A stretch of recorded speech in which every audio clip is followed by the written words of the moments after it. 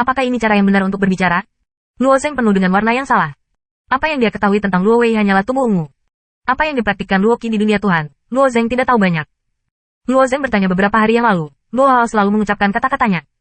Selain itu, Luo Zeng bertanya tentang urusan ibu, dan Luo Yu juga menjawab bahasanya tidak diketahui. Adik perempuan ini, Luo Zeng saat ini agak tidak bisa dimengerti.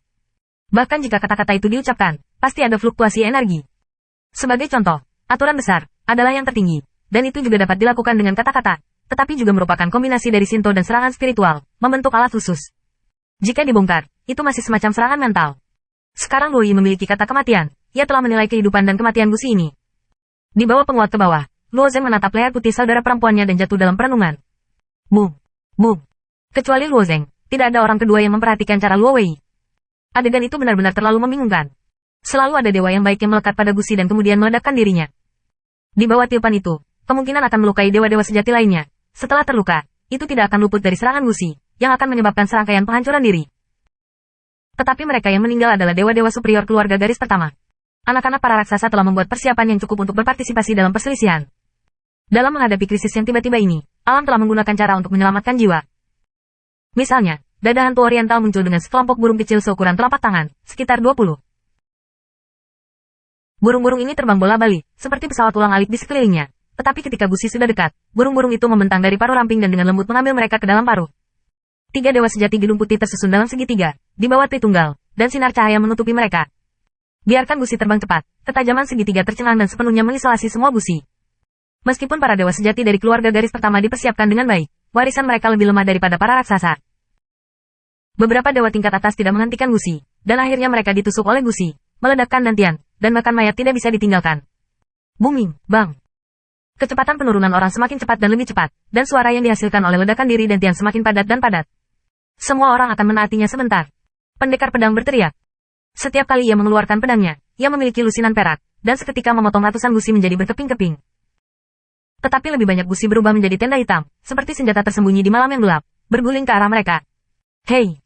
Pendekar pedang tiba-tiba mendengar suara teredam datang dari kejauhan. Tinta debu. Dia melihat tubuh pendekar bergetar, dan ada lubang darah kecil di tengah dahinya. Pedang di jantung yang dingin, tangan yang bergetar di tangan pedang, telah dihancurkan ke debu.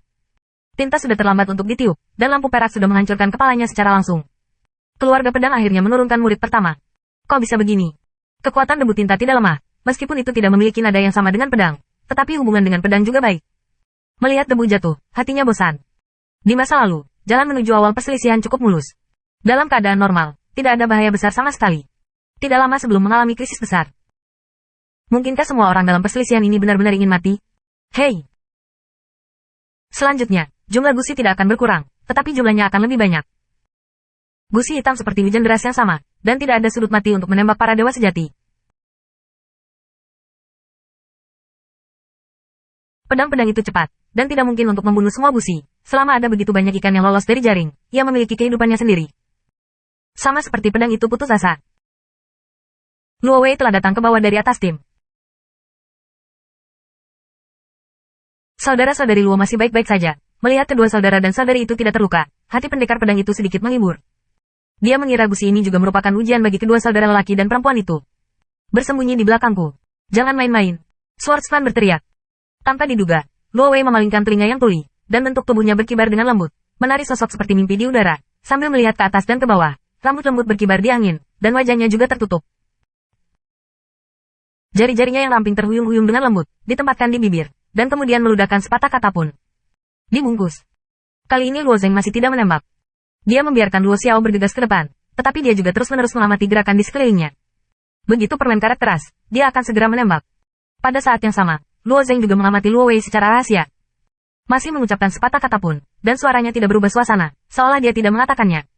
Tepat ketika Luo Hao mengeluarkan kata, ada pusaran air kecil di ruang sekitar semua orang. Ratusan, ribuan, puluhan ribu. Vortisitas ini hanya seukuran kepalan tangan, tetapi mereka memancarkan gaya gravitasi yang sangat kuat, mengisap banyak gusi dan memasangnya perlahan di udara. Dia selalu mempertahankan posisi itu, dan pusaran air terus berputar di sekitar kerumunan. Banyak gusi yang bergerak, dan pada akhirnya mereka pasti jatuh ke pusaran air kecil. Awalnya, para dewa itu berada dalam ketegangan yang ekstrim.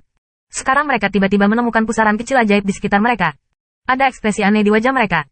Banyak orang bahkan tidak tahu bagaimana pusaran ini datang. Itu dia. Itu wanita di bawah. Seseorang segera menemukan Luo Wei. Meskipun dia masih tidak memiliki sedikit fluktuasi energi, orang-orang ini masih yang pertama mengkonfirmasi. Wanita ini, sangat kuat, sangat kuat. Aku menyelamatkanku 5 kali.